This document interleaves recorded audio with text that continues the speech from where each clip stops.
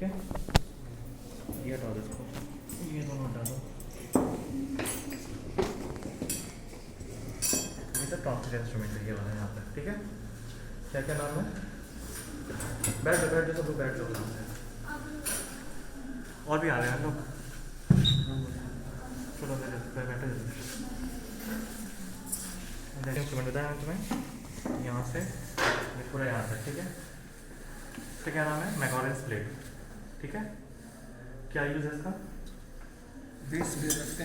नेक के पीछे मतलब रेफरेंस बाइपॉड को और फिर ना वॉइस जब स्मॉक गैप को इससे हैंग करते हैं और स्टेबलाइज करते हैं, ठीक है। इसका नाम क्या है? इसका रेफरेंस बाइपॉड। रेफरेंस बाइपॉड कैसे करते हैं? इसका बता रहा हूँ, हड़बड़ाओ नहीं, ठीक है। बैठो आराम से। इसका नाम क्या है? मैकॉरेंस प्लेट, ठीक है। इसका नाम है रेफरेंस बाइपॉड, ठीक है। क्या करते हैं इसको हम लोग? एक आदमी पकड़ो इसमें आके। ये हमारा वॉइस जब स्मॉक गैग है, ठीक है। पेशेंट को हम लोग लेटाते हैं रोज पोजीशन में, ठीक है। क्या करते हैं? नेक को एक्सटेंड, शोल्डर को हाइपर एक्सटेंशन करते हैं और नेक को एक्सटेंशन करते हैं, ठीक है। और नीचे शोल्डर ब्लेड्स पे लगाते हैं हम लोग, कहते हैं सैंड बैग। और हेड को स्टेबलाइज करने के लिए वो लगाते हैं, क्या कहते हैं इसको, कहते हैं उसे,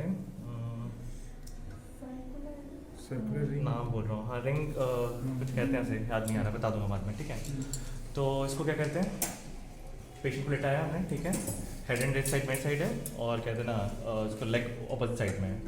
तो पेशेंट के ओल्ड कैविटी में इंसर्ट करेंगे इसको, ठीक है। और ये टंग पे जाएगा, ये इंसिजर पे जाएगा, ठीक है। तो हमेशा याद रखना इस इंस्ट्रूमेंट में कभी भी उल्टा ऐसे ऐसे लगाने की कोशिश मत करना, ठीक है।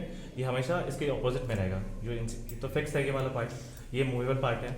तो ये तुम्हारा हमेशा ना इंसिजर के सामने जाएगा ये, ठीक है। इंसिजर सामने टंग है ना हमारा, ओल्ड कैविटी डाला इसको टंग के पास, ठीक है। फिर एक्सटेंड करते हैं इसको, खींच दिया इसको, और फिर जितना ओल्ड कैविटी एक्सपोज हो गया उसके बाद इसको है ना हम लोगों ने तो फिक्स कर देना है। दोनों सेम लेवल पे रखते हैं, सेकंड पे तो सेकंड पे फिक्स करेंगे, ठीक है। और इस पे भी, यहाँ पे भी 1 पे रखना है या 2 पे रखना है, दोनों का सेम लेवल फिक्स करेंगे, ठीक है। और ये फिर ओल्ड कैविटी कितना एक्सपोज रहता है, हैंग हो जाता है ये जो तुम्हारा टंग होता है पलटन में काम करते हैं और ये ओपन रहता है, ठीक है। और ये हिलता नहीं है, फिक्स हो जाता है, ठीक है। तो इसका नाम क्या है? इसका नाम क्या है? वॉइस डेविस माउथ गैग, ठीक है। Voice Davis mouth gag with tongue blade, ठीक है। Different size of tongue blade होता है। बच्चों में थोड़ा कम यूज़ करते हैं साइज़ का, और एडल्ट में थोड़ा मतलब जैसा ओल्ड कैविटी है उसके अकॉर्डिंगली हम लोग है ना लगा के देखते हैं, जो भी प्रॉपर फिट होता है उसको हम लोग करते हैं। और इसको लगाते कैसे हैं देख लो। हमेशा ये रहेगा, ये यहाँ पे तो इंसिजर जाएगा तुम्हारा, ठीक है। और उसके नीचे टंग, ठीक है। तो ये वाला जो टंग ब्लेड होगा वो टंग जस्ट इंसिजर के सामने आएगा। तो कभी भी लगाना है तो लगा कर बताओ कैसे लगाना है, क्यों होना है। तो इसको ऐसे पकड़ लो, ठीक है। ऐसे एक फिंगर उठाओ अपना, इस पर क्लिक करो, ठीक है। ये प्रेस होता है यहाँ पे, जैसे प्रेस करोगे ये यहाँ पे कहते हैं जो हुक है वो एलिवेट हो जाएगा, ठीक है। उसके इसमें डाल दिया हम लोगों ने, ठीक है। 1 मिनट डाल दिया और छोड़ दिया, ये फिक्स हो गया। फिर जब ओल्ड कैविटी एक्सपोज करना होता है तो यहाँ पे थंब रखते हैं हम लोग, ठीक है। यहाँ पे 4 फिंगर रखते हैं और खींचते हैं, ठीक है। तो ये एक्सपोज हो जाता है, समझ गए। इतने में काम करना होता है हमें, ठीक है। क्या नाम है इसका? इसको लगा कर दिखाओ ज़रा, डालने लगते हैं इसके अंदर, ये कैसे जाएगा इसके अंदर। फिर कोई करता है कि उल्टा लगा देता है, ये ऐसे चला जाएगा। बट क्या मैकॉरेंस प्लेट अभी खत्म हो जाएगा ना क्लास, तो एक बार जाकर देखना, हमेशा के लिए याद हो जाएगा, ठीक है। मैं रिवाइज भी करा दूँगा एक बार। इसको कहते हैं मैकॉरेंस प्लेट, ठीक है। इसका नाम है रेफरेंस बाइपॉड। क्या काम है तीनों का एक मतलब फिक्स करना, हाँ साथ में ही फिक्स करने का, ठीक है। दूसरा हमारा आएगा फिर इंस्ट्रूमेंट जो टॉन्सिल में इंपॉर्टेंट है, ये है Dennis Brown tonsil holding forceps, ठीक है। क्या जब भी आपको टॉन्सिल को मैनिपुलेट करना होता है, मीडियली फर्स्ट स्टेप क्या है हमारा, टॉन्सिल को मीडियली पुल करना है। फिर हम लोग स्पेन सीजन देते हैं, कैप्सूल को फिर सेपरेट करते हैं, बेड और टॉन्सिल में जाते हैं, फिर टॉन्सिल को निकालते हैं। फिर उसके बाद जब हम लोग सेपरेट करते हैं बेड टॉन्सिल से, तो जब फिर उसका हमें मूवमेंट देना होता है, नीचे लोअर पुल करना होता है। फिर लोअर पुल पे जाते हैं, फिर पूरा एकदम जहाँ पे पेट्योल है इसका वहाँ तक उसको होल्ड करना होता है। तो जो भी मैनिपुलेशन होगा टॉन्सिल का इससे होगा, ठीक है। टॉन्सिल कभी पकड़ना है तो हम इससे पकड़ना है, ठीक है। क्या नाम है इसका? Dennis Brown tonsil holding forceps, ठीक है। याद रहेगा क्या नाम है? Dennis Brown tonsil holding forceps, ठीक है, याद रहेगा। इसमें और इसमें कंफ्यूजन आता है, ठीक है। तो ये नोज का इंस्ट्रूमेंट है, ठीक है, इसको कहते हैं ल्यूक्स फोर्सेप्स, ठीक है, इसका मैं बताऊंगा मैं, ठीक है। इसमें देखो, इसमें बॉक्स बना हुआ है, ठीक है, इसमें बॉक्स कोई नहीं है, ठीक है, याद रखना हमेशा। तो ये तुम्हारा हो गया बॉक्स जॉइंट वाला, तो ये Dennis Brown tonsil holding forceps हो गया, और ये तुम्हारा ल्यूक्स फोर्सेप्स हो गया, ठीक है। इसके बारे में बताता हूँ बाद में। इन दोनों में कंफ्यूजन होता है, इसलिए साथ में बताया मैंने तुम्हें, ठीक है। दोनों में इसमें एक जो पोर्शन है वो लॉन्ग है, एक पोर्शन छोटा है। जो ये देखिए छोटा वाला पोर्शन है और ये लॉन्ग पोर्शन है, ठीक है। इसमें ऐसा कुछ नहीं है, इसमें दोनों इक्वल होता है, ठीक है। मेन आइडेंटिफिकेशन फीचर क्या है? बॉक्स है, इसमें बॉक्स नहीं है, ठीक है। बताता हूँ उसके बारे में, ठीक है। Dennis Brown tonsil holding forceps हो गया, ठीक है। अब हमारे पास है ये, इसको कहते हैं Mollison's anterior pillar retractor with tonsillar dissector, ठीक है। Mollison's anterior pillar retractor with tonsillar dissector, ठीक है। हमें क्या करना जब हमने टॉन्सिल को पुल किया, ठीक है। और ये है हमारा वॉक्स टॉन्सिल डिसेक्टर फोर्सेप्स, वॉक्स WAUGHS, ठीक है, वॉक्स टॉन्सिलर डिसेक्टर, ठीक है। टॉन्सिल को जब हमने फर्स्ट स्टेप में किया, पहले पुल किया, मीडियली पुल किया, ठीक है। उसके बाद हम लोग इससे ना थोड़ा इंसिजन देते हैं उसके कैप्सूल पे, ठीक है। जहाँ पे फाइब्रस बैंड दिखता है वहाँ पे इंसिजन देंगे, ठीक है। तो इससे देते हैं वॉक्स टॉन्सिल डिसेक्टर, ठीक है। डिसेक्ट करना होता है तो हमें या तो इसको अंदर जाके ना खोलते रहेंगे तो खुल जाता है, लेकिन इससे ईजी होता है हमें डिसेक्ट करना। इससे बेड ऑफ टॉन्सिल है, उसको हम लोग मीडियली पुश कर, दोनों के बीच में चले गया ना हम लोग। जैसे कैप्सूल को हमने इंसिजन ले लिया, कैप्सूल को फिर हम इसको ना मीडियली साइड पुश करेंगे तो अपने आप है ना बेड ऑफ टॉन्सिल सेपरेट होना शुरू हो जाता है टॉन्सिल, ठीक है। क्या नाम है इसका? इसका interior pillar retractor anterior pillar retractor with tonsillar dissector, ठीक है। इसका क्या काम है? हमारा जो एंटीरियर पिलर देख रही हो, ठीक है, उसके अंदर टॉन्सिल्स होता है, ठीक है। मान लो बेड ऑफ टॉन्सिल में इंस्पेक्ट करना है तो इसको हम लोग यहाँ पे पिलर को रखेंगे, उसको ये तो बहुत वो है ना, मतलब मोटा है, पिलर से बहुत सॉफ्ट होता है हमारा, तो ऐसे करोगे तो ये पूरा एलिवेट हो जाता है, ठीक है। और फिर अंदर सब कुछ दिखना शुरू हो जाता है, ठीक है। समझ में आ गया? ये एंटीरियर पिलर रिट्रैक्टर हो गया, ये टॉन्सिल डिसेक्टर हो गया। इसका नाम क्या है? मॉलिसन्स। कैसे बोलो? मॉलिसन्स, टॉन्सिल डिसेक्टर, एंटीरियर पिलर रिट्रैक्टर, या फिर एंटीरियर पिलर रिट्रैक्टर पहले बोलो, टॉन्सिल डिसेक्टर बाद में बोलो, ठीक है। समझ में आ गया? इसके बाद ये बता दिया मैंने वॉक्स टॉन्सिल डिसेक्टर, ठीक है। उसके बाद हमारे पास आएगा, हाँ ये है हमारा एंकर सक्शन ट्यूब, ठीक है। एंकर सक्शन ट्यूब कभी भी ओरल कैविटी कोई भी सर्जरी होगा, ठीक है, ओरल कैविटी हमें एक्सपोज करना है तो उसमें ये यूज़ होगा ही होगा। और कभी भी एस्पिरेशन, मतलब एस्पिरेशन बोल रहा है, प्रिवेंट करने के लिए या फिर सक्शन करने के लिए, या फिर ओरल कैविटी सर्जरी में कोई भी सर्जरी हमें सक्शन करना होता है तो इससे करेंगे, ठीक है। ये ब्लंट होता है इसका एंड, तो ट्रॉमा करने में, क्योंकि हमारा म्यूकस मेम्ब्रेन ओरल कैविटी का बहुत सेंसिटिव होता है, ठीक है। तो हल्का सा तुम किसी पॉइंटेड चीज़ से यूज़ करोगे ना तो वो तुम्हारा ब्लीडिंग करा सकते हैं, तो ये हम लोग सक्शन करने के लिए यूज़ करते हैं, एंकर सक्शन ट्यूब, ठीक है। इसके बाद है ये हमारा ईव्स टॉन्सिलर स्नेयर, ठीक है। क्या करते हैं जब हम लोग क्रश करते हैं, ठीक है। एक पेज दिखा दो मुझे, छोटा सा पेज दिखा दो, यहाँ पे पेज था ना, हाँ ये रहा, छोड़ो पेन देना ही। जैसे ये हम मान लो इमेजिन करो, ठीक है, ये हमारा टॉन्सिल का बेड है, ठीक है। जो मैंने कलर कर रखा है वो टॉन्सिल बेड है, ठीक है, ठीक है। ये हमारा टॉन्सिल है, ठीक है। स्टार्टिंग में क्या किया हम लोगों ने, इसको मीडियली पुल किया, ठीक है, इसको मीडियली पुल किया बेड ऑफ टॉन्सिल से, ठीक है। कैप्सूल पे हमने उस पर इंसिजन दिया, ठीक है। उसके हमने सेपरेट करते गए, या तो वॉक से करते गए या डिसेक्टर से सेपरेट करते गए, ठीक है। सेपरेट होने में क्या होता है, ये सेपरेट होता गया, जैसे हम लोग पोल पे पहुंच गए, अपर पोल से हम लोग डिसेक्ट करना शुरू करते हैं, ठीक है। सेपरेट होते गया, फिर हम लोग पोल पे पहुंचे, ठीक है। पोल पे लास्ट पार्ट बचा है जहाँ से बेसल टंग से अटैच होता है वो, ठीक है। तो क्या करते हैं हम लोग, इसको पकड़ना है, जैसे ये तो बॉडी में जुड़ा हुआ है ना, तो तुम इसको स्टेबिलिटी दो, ठीक है। अब जैसे इसको मैंने ना एकदम सॉरी, इसको ये नीचे जाएगा ना, ये ऐसे रहेगा, हाँ। अपर पोल से डिसेक्ट कर दिया हमने, टॉन्सिल इतना सेपरेट हो चुका है, बस लास्ट का पार्ट बचा हुआ है, ठीक है। तो इसको मीडियली पुल करते हैं, ठीक है। इसको हम लोग फिक्स करते हैं ऐसे दूसरे हाथ से, ठीक है। स्नेयर लेंगे, स्नेयर को क्या करेंगे, इसको खोलेंगे इसको, ठीक है, इसको फ्री कर देंगे, ठीक है। उसके बाद ये जो वायर है हमारे पास, इसको खोलकर, जो असिस्टेंट होता है वो हमें खोल कर देता है, ठीक है। इसमें हम लोग अपना ना इंस्ट्रूमेंट डालेंगे, ठीक है। फिर इसको पकड़ेंगे, ठीक है, ऊपर से पकड़ा, इसको स्लाइड कराया वायर को और क्रश किया, अलग हो गया, सेपरेट हो गया, समझ में आया। ऐसे ही पोल को हम लोग डिसेक्ट करते हैं, ठीक है। सिंपली काट के ले लिए बस। काटने से क्या होता है ना, कहीं भी तुम कट करोगे तो ब्लीडिंग ज़्यादा होता है, ठीक है। और पेरिटॉन्सिलर वेन इतना बड़ा वेन होता है ना कि अगर क्रश नहीं किया ना उसको, मतलब या फिर इसको कॉटरी नहीं किया तो ब्लीडिंग बहुत मतलब आर्टरी जैसा ब्लीडिंग होता है उसमें, बहुत उसका जो ल्यूमेन होता है ना बहुत ज़्यादा वो होता है, ठीक है, तो ब्लीडिंग बहुत गंदा वाला होता है इसमें। क्रश करने से क्या होता है, कोagulation पाथवे हमारा एक्टिवेट होता है, ठीक है। तो तुम्हारा थर्मोप्लास्टिन होता है जो कोagulation पाथवे का हमारा कहते हैं ना एक वो है, ठीक है, फैक्टर है। तो इसको क्रश करने से वो फैक्टर रिलीज होता है और हेमोस्टेसिस हमारा कराता है, ठीक है। तो क्या कहते हैं इसको, ईव्स टॉन्सिलर स्नेयर यूज़ क्या है इसका, जब लोअर कोर्ट में आ जाते हैं पेडिकल को हम लोग क्रश करने से यूज़ करते हैं, ठीक है। उसके बाद हमारे पास 3 आर्टरी फोर्सेप्स हैं, ठीक है। जो स्ट्रेट और कर्व्ड आर्टरी फोर्सेप्स है इसका नाम है बर्किट्स हेमोस्टैटिक आर्टरी फोर्सेप्स, ठीक है। और ये जो हमारा यू शेप्ड वाला है इसे कहते हैं नीगस आर्टरी फोर्सेप्स, ठीक है। सो याद रहेगा, ये जो है स्ट्रेट बर्किट आर्टरी फोर्सेप्स, ये कर्व बर्किट आर्टरी फोर्सेप्स और ये नीगस आर्टरी फोर्सेप्स। क्या यूज़ होता है, टू कैच द ब्लीडर। इन सबसे क्या करते हैं, जैसे होल कैविटी हमने जब टॉन्सिल निकाल दिया, ठीक है, ब्लीडिंग हो रहा है कहीं से, तो हमें वेन दिख गया, तो क्या करेंगे कि मान लो ये वेन है, इसको हम लोग पकड़ के प्रेस कर देते हैं, ठीक है। तो यहाँ से ऊजिंग होना बंद हो गया। अब इसका क्या यूज़ है, या तो इससे पकड़ लो या इससे पकड़ लो, ठीक है। अगर मान लो बहुत अंदर है तो कर्व आर्टरी यूज़ करना पड़ता है, क्योंकि हाँ, क्योंकि ये स्ट्रेट तो पकड़ नहीं पाओगे, कर्व से कैसे तुम हैंड मैन्यूवर कर सकते हो ना, स्ट्रेट का मैन्यूवर नहीं हो पाता है, कर्व का की बहुत कम स्पेस होता है, तो कर्व से हम लोग फिर उसको पकड़ सकते हैं, ठीक है।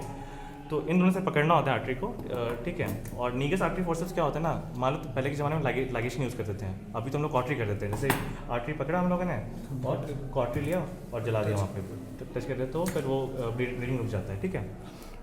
पहले के ज़माने में क्या होता है, नीगस आर्टरी फोर्सेप्स से ना इसको रिप्लेस करते थे। जैसे पकड़ लिया हमने इसको यहाँ पे, तो नॉट देना होता है, तो नॉट देने के लिए ना पहले हम लोग इसको है ना वो रिप्लेस कर दिया, और जब सूचर लगा देते तो इसके स्लाइड कर सकते थे, कर्व्ड है ना यहाँ से, तो स्लाइड हो जाता था। मैं अभी लगा के दिखा नहीं पाऊंगा यहाँ पे, मतलब ये तुमसे कर्वेचर देख रहे हो ना, तो यहाँ पे एंड तक है ना ये घूम जाता है यहाँ पे, तो जो सूचर किया हम लोगों ने, तो यहाँ पे ना इसका ब्लड वेसल को यहाँ पे रोटेट करके टाई हो जाता है। स्ट्रेट और कर्व वाले में नहीं हो पाता है वो, ठीक है। तो बेस मतलब सूचर नहीं हो पाता है, समझ गया ना।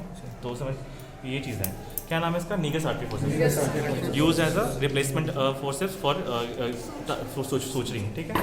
और ये हो गया तुम्हारा बर्किट्स, स्ट्रेट और कर्व आर्टरी फोर्सेप्स, ठीक है। ये तुम्हारे टॉन्सिल इंस्ट्रूमेंट्स हो गए सारे। इसे कहते हैं हम लोग स्पॉन्ज होल्डिंग फोर्सेप्स, ठीक है। सेरेशन प्रेजेंट होता है, सबसे बड़ा वाला जो भी होगा ये हमारा स्पॉन्ज होल्डिंग, ठीक है। क्या होता है, पार्ट प्रिपरेशन के लिए, ठीक है। कभी हाँ, वही पार्ट प्रिपरेशन पेंट करना हो गया, ठीक है। और कभी कभी टिश्यू रिट्रैक्ट करने के लिए किसी बड़ी सर्जरी में जब खोलते हैं, तो जैसे ENT पे तो यूज़ नहीं होता है, इसमें बस कब यही है कि पार्ट प्रिपरेशन करना, लेकिन इसके अदर यूजेस पूछते हैं, टिश्यू रिट्रैक्ट करने के लिए हो गया, ठीक है। और हाँ हाँ, ब्लीडिंग वगैरह से नहीं, ब्लीडिंग वगैरह से नहीं होता है, यही यूज़ है इसका, ठीक है। ये हमारा क्या है, Saint Clair Thomson adenoid curette with guard, ठीक है। इसमें एक हमारा दे रखा है गार्ड, यहाँ पे खुल जाता है, ठीक है। गार्ड का क्या यूज़ है, इसको कभी भी यूज़ करते हैं हम लोग। ये पहले सर्जरी कौन सी सर्जरी में यूज़ होता है, एडनोडेक्टोमी में, ठीक है। तो क्या करते हैं, इसको डैगर फैशन में पकड़ते हैं, ठीक है, पोस्टीरियर नेसोफेरिंक्स में जाते हैं और स्लाइड करते हैं, ठीक है। तो जो टिश्यू होता है, मान लो कोई टिश्यू यहाँ पे ऐसे रखा है, उसके पीछे गए और उसको पुश किया, तो यहाँ पे जो दे रखा है यहाँ पे ब्लेड टाइप का, इसकी वजह से ना थोड़ा टिश्यू लैसेट होकर निकल जाता है, ठीक है। तो पहले के ज़माने में क्या होता है ना, सॉरी एंडोट्रेकियल ट्यूब वगैरह इतना ज़्यादा मतलब वो नहीं था, कफ के साथ नहीं आता था, बस एक ट्यूब डाल देते थे और क्या कहते हैं ना लैंग्स में उसके अकॉर्डिंग उसके थ्रू एयर जाता था। अब तो कफ फैलाने लगे तो एस्पिरेशन वगैरह होने के चांसेस बहुत कम हो जाते हैं, कोई चीज़ फॉल करने के चांसेस बहुत कम हो जाते हैं। तो इसमें जो गार्ड दे रखा है ना, इसका काम ये था कि टिश्यू को होल्ड कर लेना। जैसे तुमने काम किया इसको, ठीक है, ये गार्ड लगा रखा है तो ये टिश्यू होल्ड कर लेता था, इसको लैंग्स में गिरने नहीं देता था, ठीक है, समझ में आ गया। और लैंग्स में गिर जाता था वोकल ब्रोंकियल्स में चला जाता था, ठीक है, ब्रोंकियल्स में, तो उसमें फिर पेशेंट को फिर प्रॉब्लम होता था, छोटा हाँ अदर कॉम्प्लिकेशन वगैरह हो सकता है, जो एस्पिरेशन वगैरह तुमने पढ़ा होगा टॉन्सिल का कॉम्प्लिकेशन वगैरह, वो उस ज़माने में होता था इससे, ठीक है।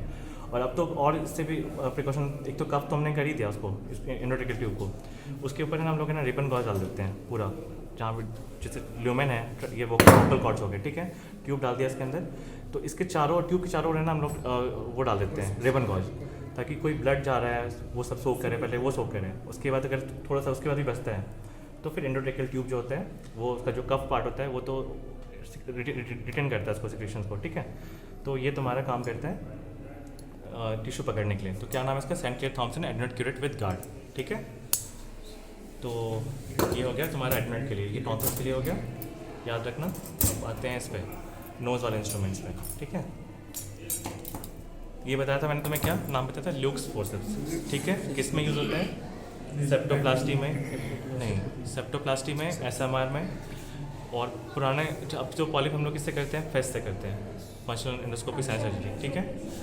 तो पहले तो था नहीं हमारे पास क्या मतलब, जब वो हुआ नहीं था, फेस का जब नहीं हुआ था, तो फिर हम लोग तब उस टाइम यूज़ कर रहे थे इसको एबल्जन मेथड के लिए। तो नोचते थे इसको हम लोग, जैसे पॉलिप पकड़ लिया, पॉलिप देखे नेज़ल कैविटी में पकड़ा और उसको खींचते थे हम लोग, तो कभी कभी पूरा पॉलिप बाहर आ जाता था, कुछ पार्ट्स रह जाता था, तो वो फिर रिकरेंस का चांसेस रिकरेंस हो जाता था।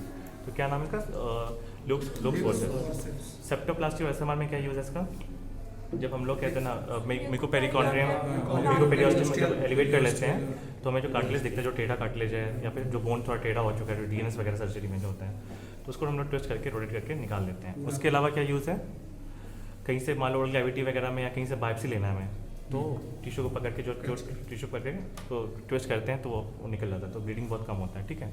तो ये क्या हो गया, लुक्स फोर्सेप्स, याद रहेगा, ठीक है। इसके बाद है ये हार्टमैन और टिलीज। कौन सा टिलीज, कौन सा हार्टमैन है,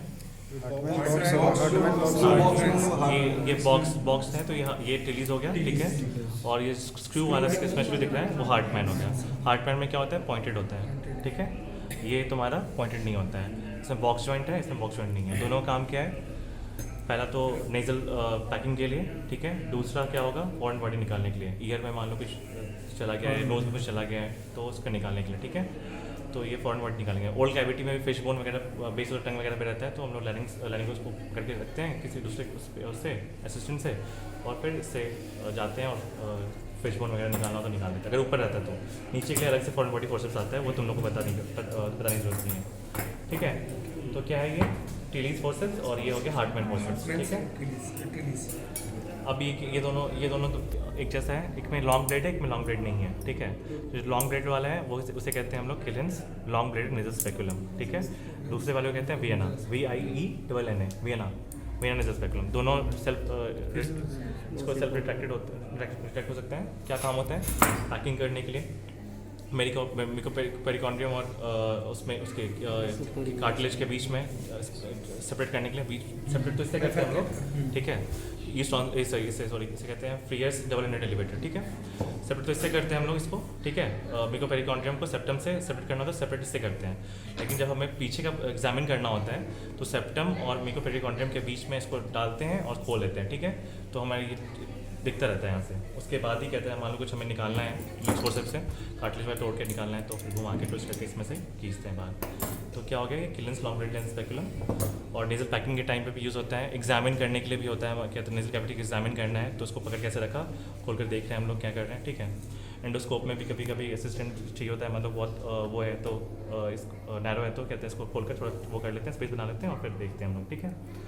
तो क्या क्या यूजेस हो गया इसका, नेजल कैविटी के एग्जामिनेशन करने के लिए, ठीक है। मिकोपेरिकॉन्ड्रियम मिकोपेरियस कहते हैं ना, कार्टिलेज को सेपरेट करने के लिए, ठीक है। नेजल कैविटी मतलब मेनली एग्जामिन करने के लिए, ठीक है।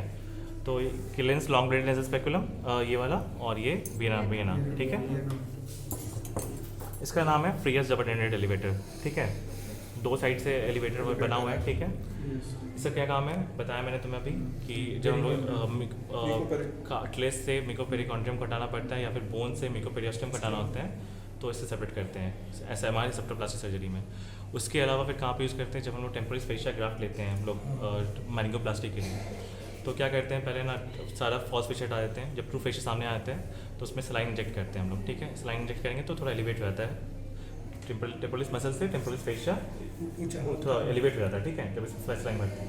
फिर इंसिजन लेते हैं, उसके बाद फिर ना इंसिजन लेने के बाद जो गैप बनता है इंसिजन लेने के बाद, उसमें डाल के इसको ना थोड़ा आगे पीछे मूव करते हैं, तो उससे स्पेस बन जाता है और वो सेपरेट टेम्पोरलिस मसल से सेपरेट हो जाता है।